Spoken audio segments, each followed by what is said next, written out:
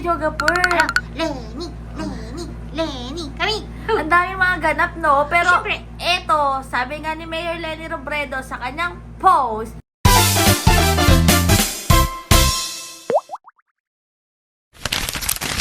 tonight yata yung last night ng Carles Weekend. Bakit? Kaya nga, nakakasad Hindi pa naman. Napunta dyan. Sa next na Paskuhan ka lang pumunta, Videoga Per.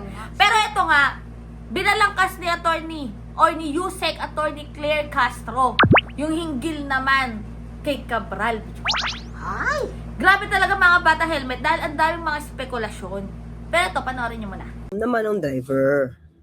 Alam naman ng driver kung ano yung pinagdaraanan ni Jose Cabral. Alam mo mga clear, may mga pagkakataon taga. Hindi ko sasabing totoo to o hindi totoo to, no?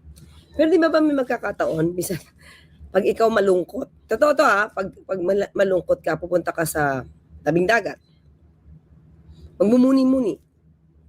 Iisip. So, sa kanya, nagpaiwan. Okay, nagpaiwan siya. Kasi kung hapon pa yun, maliwanag pa siya. About mga around 3 p.m. eh. So, syempre kung Cannon Road yan, Benguet, Tuba, masarap yung weather dyan, malamig. So, minsan nakaka-refresh talaga ng utak yan. Pansamantala. Ang magandang weather, minsan nakakatanggal stress eh. So, kung nagpaiwan siya ng 3 o'clock, ang ipinagtataka kasi ni Erice, bakit mo iniwan ng 2 oras? Diba? So, pakinggan natin muna ulit ha. Oh. Pagbalik ko po siguro 1 hour, nakita ko, 1 hour. balikan ko na lang siya sa akin. Kaya sabi ko, mamaya na lang po ma'am. Bumaba kami kung mga 2:30, dating dito po ng alas 3, bumaba po siya, nagpaiwan sa akin. Bago ko naman iwan, nakaupo po siya doon sa may bato. Sabi niya, balikan ko na lang siya. Pagbalik ko po siguro 1 hour, nakita ko, binalikan ko wala na po dito sa pwesto niya. 1 hour lang ang pagitan mga ka-clear. 1 hour lang. 1 hour lang pagitan. So, kung ikaw ang driver, isip lang tayo mga clear, hindi tayo bibigyan ng conclusion, basta pakiramdaman lang natin. Kung ikaw yung driver, bossing mo ang nagsabing, iwan mo muna ako dito at mag-iisip ako. Or, iwan muna ako. Ikaw na driver. Ikaw. Wala ka iniisip naman na gagawin eh. Di man niya iniisip na pwede may gawin eh. Siguro matagal ng driver to, kilala naman niya si Jose Cabral, di ba? Kung nagpaiwan, ikaw na driver, susundin mo ba o hindi?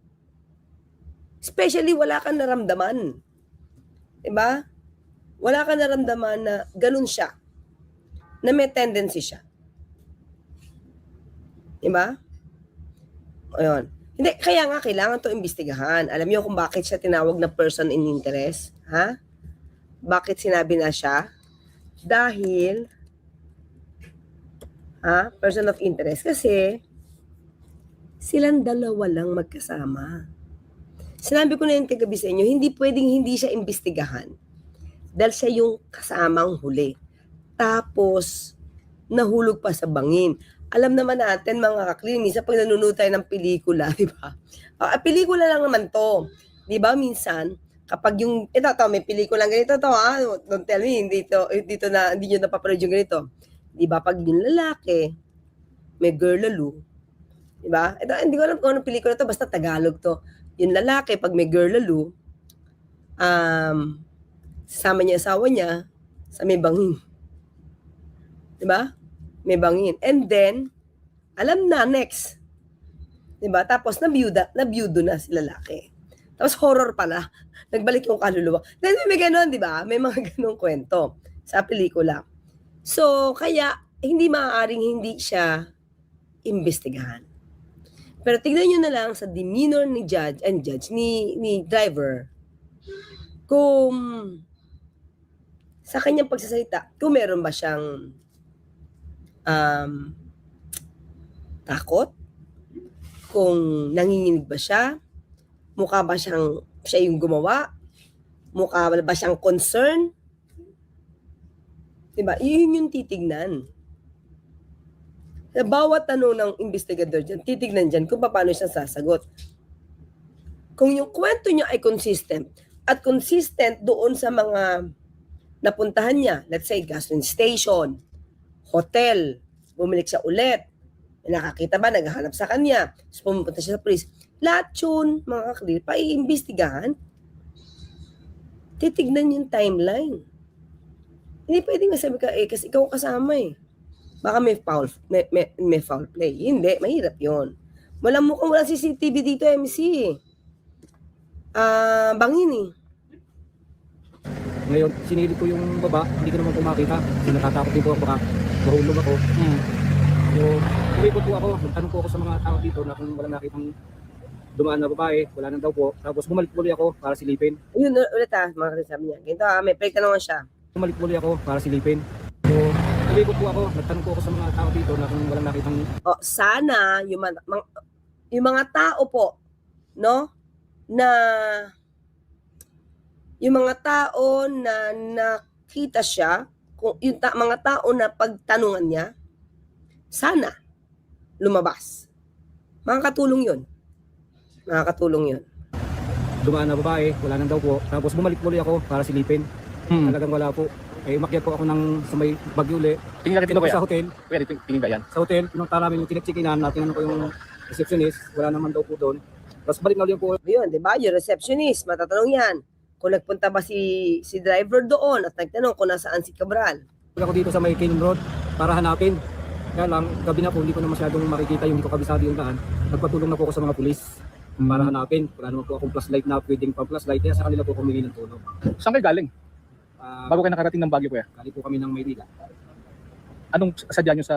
Ano lang po, magpapalipas yung para magre-relax lang po siya. Yun mga kaklir. Kaya tingin ko, alam niya na, alam mo yung magpapalipas lang to ng tensyon. Kaya nagpaiwan doon. Diba? Nagpaiwan, gusto mag-isip, yung driver, nung pinilit na, sige na, ikaw na lang magpagasolina, sinunod niya yung boss niya. Diba? So far, sa tingin ko, ito lang nakita natin mga kaya, mahirap pa rin tayo mag-conclude.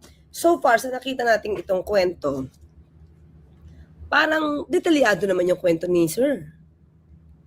Kung paano sila nag-start, kung paano niya iniwan, paano niya hindi nakita, paano siyang naghagila, paano siyang bumalik sa Baguio para malaman kung nandito sa hotel. Diba? Wait muna natin, sabi ni Mishi Cruz, ang DNA results kung si Cabral nga ang namatay. Durog ba yung mukha? Durog daw yung mga buto Diba? So nagdududa sila na hindi si Cabral yon. Pinagpraktisan. Parang na-memorize yung kwento, pinagpapraktisan. Well, mga klip, yun pa rin. Still, sa kilos, paano magsalita, doon dapat tayo tumingin. Well, anyway, ito yung puna ni Congressman Erice. Eto nga, videographer. Ano? Marami ring mga nagpadala or nagpost nung mga galing sa dashcam nila. Meron pa nga doon, iba daw yung suot ni Cabral. Doon sa nakuha sa dashcam, iba din daw yung sa picture nitong driver. Aba, syempre, marami siyang dalang maraming baong damit.